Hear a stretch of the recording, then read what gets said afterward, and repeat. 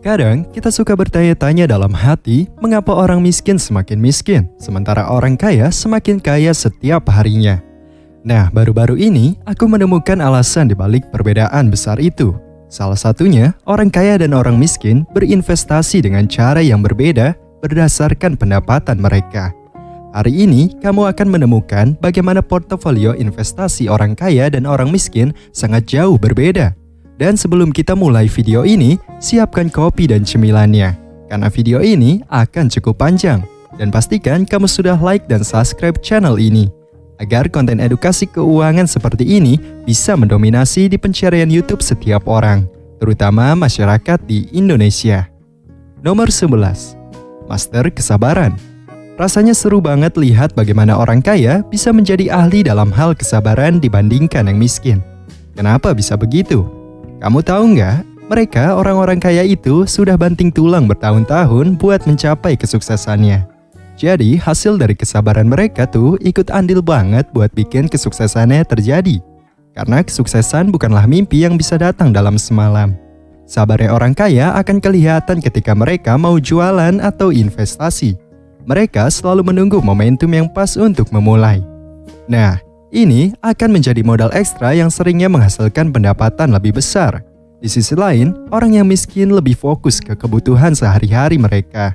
Mereka berusaha keras untuk memenuhi itu semua. Meskipun bisa dianggap keren karena mereka terlihat jadi bekerja lebih keras, kadang-kadang justru bikin mereka lupa untuk melihat gambaran yang lebih besar. Mereka lupa menganalisis dan menebak tren yang mungkin terjadi di masa depan. Jadinya banyak peluang yang terlewat begitu saja. Akibat bergerak tanpa melihat momentum, banyak orang miskin ini jadi kerja lebih keras. Kalau kita meminjam hukum Pareto, orang kaya berusaha 20% untuk mendapatkan 80% hasil. Sementara orang miskin berusaha 80% untuk mendapatkan 20% hasil. Gak adil banget ya. Nomor 10. Investasi di berbagai aset. Orang kaya tuh suka banget jajal segala jenis cara buat memperbanyak uangnya. Ini akan menjadi menarik karena mereka punya dana dingin yang super banyak. Jadi, mereka selalu bisa mencoba masukin uang mereka ke berbagai macam hal, seperti membeli properti yang baru launching atau berinvestasi saham yang baru IPO. Nah, trik ini biasanya bikin untung yang gede loh, soalnya mereka udah invest di berbagai sumber. Ada si kaya, ada juga si miskin. Berbeda cerita nih sama yang miskin. Mereka selalu merasa kekurangan, bahkan nggak punya modal buat investasi di bisnis yang menguntungkan. Perlakuan mereka terhadap uang tidak sama seperti orang yang kaya. Si miskin biasanya sibuk memikirkan apa aja yang bisa mereka beli dengan uang mereka yang ada sekarang. Jadi akhirnya tidak ada sisa uang lagi yang bisa mereka pakai untuk diinvestasikan. Kadang-kadang sih mereka punya duit buat investasi di sesuatu yang berpotensi membangun keuntungan. Tapi mereka terlalu takut dengan kerugian. Jadi mereka hanya mau mencoba sedikit bisnis atau malah tidak mencoba sama sekali. Kebanyakan sih orang miskin ini akan masukin semua uangnya ke dalam satu bisnis doang. Yang mana mereka akan rugi banyak banget kalau bisnisnya sampai gagal. Sementara orang kaya terus untung setiap harinya dari berbagai sumber-sumber investasi mereka. Ini adalah salah satu alasan kenapa jarak antara orang kaya dan orang yang kurang beruntung terus semakin lebar setiap harinya. Nomor 9. Persaingan. Fokus ke diri sendiri selalu jadi aturan paling utama kalau mau menang. Si kaya sangat paham kalau soal ini. Itu karena mereka selalu mengejar pertumbuhan pribadi mereka. Beda sama yang miskin yang suka bandingin kesuksesan orang lain sama punya diri mereka sendiri. Orang miskin tuh selalu nyari-nyari siapa yang lagi ngapain, kapan, dan di mana untuk kemudian dibandingin sama dirinya sendiri. Yang seringnya malah bikin mereka lupa sama tujuan utama mereka. Mereka malah tertarik ngelakuin apa yang udah dilakuin sama orang lain. Karena mereka lihat orang lain kayak pesaing. Beda sama yang kaya yang nggak akan terjun ke pola pikir beracun seperti itu. Si kaya nggak akan punya pemikiran begitu. Karena orang kaya tuh selalu sibuk.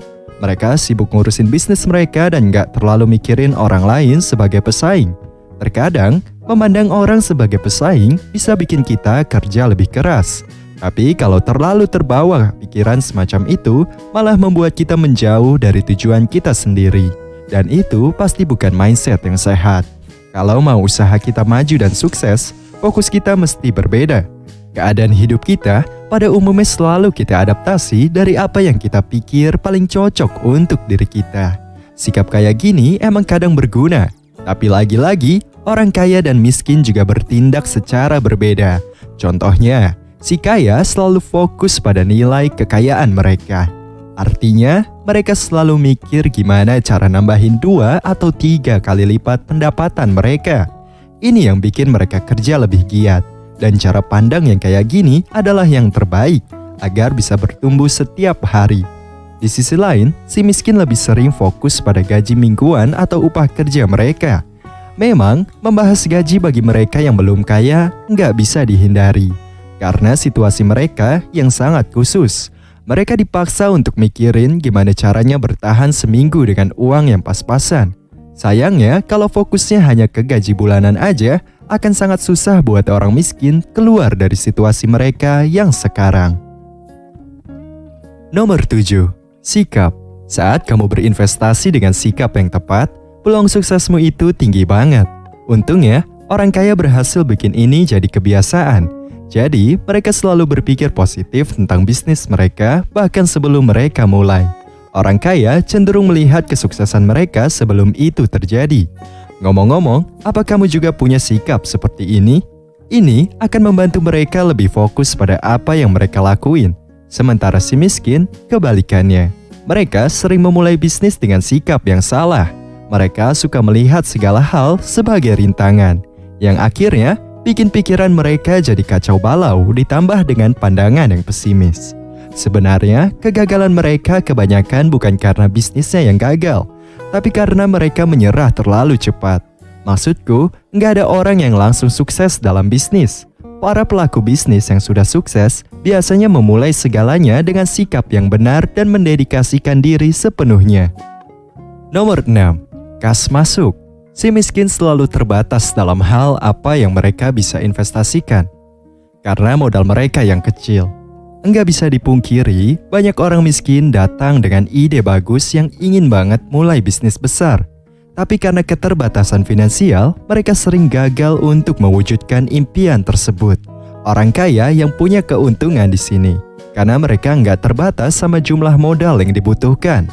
Mereka bisa mulai bisnis ini kapan aja mereka mau tanpa peduli berapa banyak uang yang mereka punya. Ini karena orang kaya punya kemampuan untuk meminjam uang untuk memulai bisnis. Sementara orang miskin tidak punya akses ke privilege seperti itu. Banyak bank yang selalu minta kamu punya aset sebelum untuk bisa mengajukan pinjaman. Yang dari sudut pandang orang miskin, ini nggak mungkin terjadi karena mereka kurang punya aset yang cukup. Nomor 5. Investasi kecil. Tidak banyak orang yang mau duduk dan bercerita tentang bagaimana mereka pertama kali mulai merintis jalan mereka. Walaupun faktanya adalah bahwa mereka semua juga mulai dari hal yang kecil-kecil hingga kelihatannya sepele. Banyak orang yang memulai dengan menyimpan sejumlah kecil uang yang bisa mereka sisihkan. Sayang sekali kalau si miskin cenderung lupa bahwa menyisihkan sedikit uang setiap hari pada akhirnya akan terakumulasi menjadi jumlah yang cukup, bahkan jumlah yang masuk akal dan bisa membantu mereka memulai usaha sesuai keinginan mereka sendiri. Mereka cenderung berpikir bahwa jumlah uang yang mereka miliki terlalu kecil, jadi mereka memilih untuk menghabiskan semuanya. Orang kaya tidak berpikiran demikian. Meskipun mereka punya banyak uang, mereka selalu memastikan bahwa setiap rupiah yang mereka punya digunakan sebaik mungkin. Artinya, kalau mereka nggak butuh uang itu saat ini, lebih baik mereka simpan. Barangkali butuh buat keperluan di masa depan. Kalau orang miskin mulai bangkit dengan berani berpikir kayak gini, aku yakin mereka bakal lebih baik seiring berjalannya waktu. Nomor 4. Wawasan pengetahuan. Ketika kita melihat orang kaya yang bisa membeli mobil mahal, rumah mewah, dan bisa pergi liburan ke luar negeri sebulan sekali, kita cenderung berpikir kalau mereka sampai di sana dengan berinvestasi di bisnis yang sangat menguntungkan, seperti investasi properti. Di situ saja, kita sudah salah. Orang kaya pasti berhasil sampai di sana karena pengetahuan mereka tentang bagaimana dunia ini bekerja. Jika kamu bertanya kepada orang kaya manapun sekarang juga, mereka akan bilang bahwa kesuksesan mereka bukanlah hasil dari sekedar harapan dan keberuntungan, melainkan karena mereka memikirkannya dengan matang. siang dan malam. Paham sih, banyak orang miskin yang gak punya uang untuk sekolah tinggi. Tapi bukan berarti harus sekolah tinggi dulu baru bisa jadi orang kaya. Aku kenal beberapa orang yang meninggalkan sekolah dan tetap lebih kaya daripada aku. Orang miskin biasanya cenderung menganggap diri mereka sebagai korban dari keadaan. Ini seringkali membuat mereka merasa lebih buruk mengenai diri mereka sendiri. Mereka lebih sering terisolasi dari dunia dengan cara menjauhkan diri mereka dari orang lain. Nah, disinilah mereka akan ketinggalan. Kamu nggak perlu sekolah untuk mendapatkan pengetahuan. Sebagai gantinya, kamu bisa nonton berita dan ikuti tren perkembangan. Tetap up to date dengan perkembangan zaman adalah cara yang bagus untuk mendapatkan ide-ide hidup yang lebih banyak. Otot ekonomi terbesar yang pernah dan masih kamu punya adalah pikiranmu. Jadi gunakanlah itu. Gratis. Nomor 3. Strategi menyimpan uang.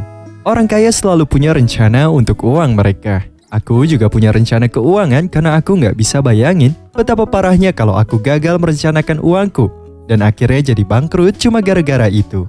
Orang kaya selalu merencanakan uang mereka dengan efektif dan memastikan bahwa mereka telah menabung cukup. Seperti nasihat lama, sedia payung sebelum hujan. Kamu pasti sering lihat orang kaya membuka banyak rekening tabungan atau skema penyimpanan lainnya supaya mereka nggak menghabiskan semua uang mereka. Sayangnya, orang miskin nggak selalu punya kesempatan kayak gitu kan? Karena jumlah uang yang mereka dapatkan sangat kecil. Ini bisa dimengerti. Tapi walaupun susah, aku pikir orang yang bijak tahu bahwa mereka perlu menabung setidaknya sepeser dari apa yang mereka hasilkan. Kalau orang miskin bersedia melakukan ini, mereka akan punya sedikit uang di simpanan yang jadi solusi cepat saat ada masalah. Nomor 2. Cara mengatasi masalah. Masalahnya adalah ketika masalah muncul. Orang kaya dan orang miskin selalu berpikir berbeda. Orang kaya menginvestasikan waktu dan usaha mereka untuk merencanakan dan merancang solusi dari sebuah masalah yang muncul, serta mengembangkan mekanisme berpikir baru untuk mencegah masalah serupa terjadi di masa depan. Disebut antisipasi. Ini selalu membantu mereka mengatasi masalah dengan cepat sehingga mereka bisa kembali berbisnis secepat mungkin, seperti sedia kala. Sementara itu, orang miskin cenderung berpikir bahwa setiap masalah yang datang adalah pertanda bahwa usaha mereka telah gagal. Mentalitas ini seringkali membuat mereka menyerah pada apa yang sedang mereka kerjakan, meninggalkan mereka dalam situasi keuangan yang stagnan untuk jangka waktu yang lebih panjang dari yang mereka perkirakan.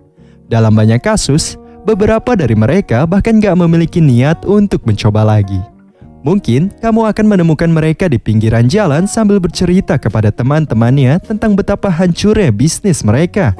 Dan akhirnya mereka malah menakut-nakuti orang yang mau mencoba berbisnis. Ingatlah bahwa masalahmu saat ini bukanlah keadaan yang permanen. Maksudku, masalahmu sama sekali gak abadi. Apakah kamu ingat hari-hari di mana kamu pernah tertimpa masalah? Dan sekarang kamu tetap baik-baik saja. Kamu masih hidup dan bersamaku dalam video ini. Nomor 1. Usaha dan mentalitas. Pernahkah kamu berjalan di jalan yang dipenuhi oleh para rohaniawan dan pemuka agama? Aku yakin kamu jadi sering mendengar ucapan seperti, Tuhan akan menunjukkan jalan bagi kita semua. Kata-kata seperti itu mungkin bisa memberikan harapan sementara, tapi sebenarnya itu nggak akan membantu dalam jangka panjang. Kebanyakan orang kaya percaya bahwa kesuksesan mereka ditentukan oleh ikhtiar yang mereka lakukan. Dan ini memang benar, karena semakin banyak usaha yang kamu lakukan, semakin kamu menjadi produktif. Bukankah ini kebalikan dari apa yang dipikirkan oleh orang miskin? Banyak orang miskin selalu duduk dan berharap bahwa seseorang akan datang tiba-tiba dan memberikan pertolongan, seperti yang mereka tonton di acara televisi atau pernah mereka lihat di kontes giveaway yang penuh gimmick. Mereka nggak pernah berusaha sungguh-sungguh dalam mencapai apa yang mereka inginkan. Dan jika mereka memang mencoba, mereka cepat sekali menyerah. Maksudku, setelah mereka mengeluarkan sedikit upaya, mereka suka menyerah dengan alasan bahwa mereka capek. Jujur, orang miskin seringkali nggak sadar bahwa orang kaya juga melakukan segala yang perlu mereka lakukan demi untuk mencapai kesuksesan. Dan apa yang mereka kerjakan rasanya sama. Sebagaimana ketika orang miskin itu berusaha, melelahkan. Bedanya, orang kaya mencintai dan menikmati rasa lelah itu. karena mereka tahu suatu saat usaha itu pasti berbuah manis dan terbayar. Pada dasarnya, perbedaan besar antara orang miskin dan orang kaya ada pada pola pikir mereka. Aku pribadi percaya bahwa kita semua bisa keluar dari situasi keuangan yang negatif. Yang diperlukan hanyalah keyakinan itu sendiri. Aku yakin kesenjangan antara orang kaya dan orang miskin bisa dirapatkan jika kita semua bekerja dengan niat yang tulus dan ikhlas. Jadi mari kita bergerak bersama-sama meski dalam skala yang sangat kecil. Dan pada suatu hari, pasti kita bisa merasakan buah manis dari kesetaraan kelas ekonomi ini, di mana tidak perlu ada lagi orang miskin yang mati kelaparan atau menjadi bodoh karena tidak mendapatkan hak pendidikan yang layak, serta menjadi sakit-sakitan disebabkan akses kesehatan yang terbatas. Maka dari itu, bergabunglah bersama kami untuk membangun sumber daya manusia yang unggul melalui pendidikan dan literasi tentang keuangan untuk dunia ini. Terima kasih banyak sudah menonton. Berikan kami suka, komentar, bagikan, dan berlangganan. Sampai jumpa lagi.